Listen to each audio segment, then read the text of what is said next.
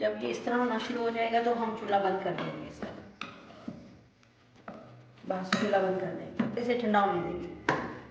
ये देखें, इसको मैंने ठंडा कर लिया है, ये बिल्कुल ठंडा हो गया है। अब मैं इसमें अंडे ऐड करूँगी। 2 अंडे ऐड करूँगी और इसको मिक्स करूँगी।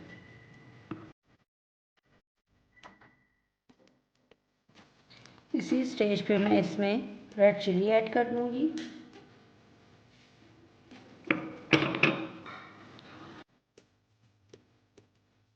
सॉल्ट मैं नहीं अभी ऐड करूँगी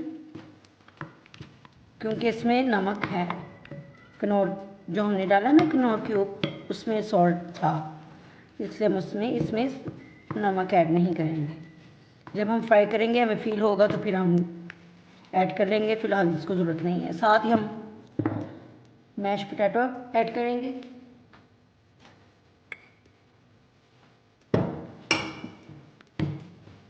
ये देखिए, मैंने इसको अच्छी तरह से मिक्स कर लिया है। सॉल्ट मैंने ऐड नहीं किया, इसको मैं टेस्ट करके फिर सॉल्ट ऐड करूँगी अगर ज़रूरत पड़ी तो। मेरे ख्याल से ज़रूरत नहीं पड़ेगी।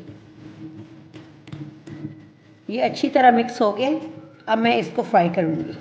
अब मैं मीडियम आंच पे इसको पकाऊंगी। आपने आंच तेज़ नहीं रखनी। ये मैं एक चम्मच के साथ लूँगी इसे और दूसरे चम्मच के साथ निकालूंगी। इस तरह ये आपने छोटे छोटे डाले जाने हैं।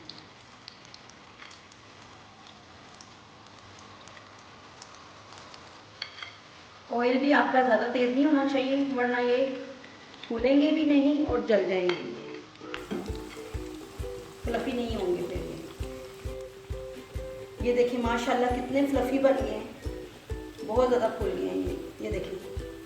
और कलर भी बहुत प्यारा आ रहा है इसके ऊपर। लाइट कलर रखना है हमने, डार्क नहीं रखना।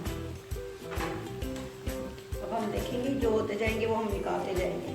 आंच हमने मीडियम रखनी है, और मीडियम से तेज़ नहीं रखनी, बिल्कुल भी नहीं तेज़ रखनी, वरना ये जल जाएंगे और फ्लफ़ी भी नहीं होंगे, फूलेंगे नहीं फिर। ये आपने घर में ज़रूर ट्राई करनी है, बहुत टेस्टी बनती है। बस इसी तरह मैं इनको जो होते जाएंगे वो मैं निकाल लूँगी। लीजिए हमारे पोटैटो पफ तैयार हैं। ये बहुत डिलीशियस बने हैं और ये बहुत फ्लफ़ी बने हैं। आपने ज़रूर ट्राई करना है। इनको आपने जैसे सर्विंग करनी होगी आपने तब इनको फ्राई करना है, बाकी काम आप पहले कर लें, लेकिन आपने जब सर्विंग करनी है आपने तब ही इसको फ्राई करना है, वरना ये सॉफ्ट हो जाते हैं। ठीक है, दुआओं में मुझे याद रखें। ओके, अल्लाह हाफिज़।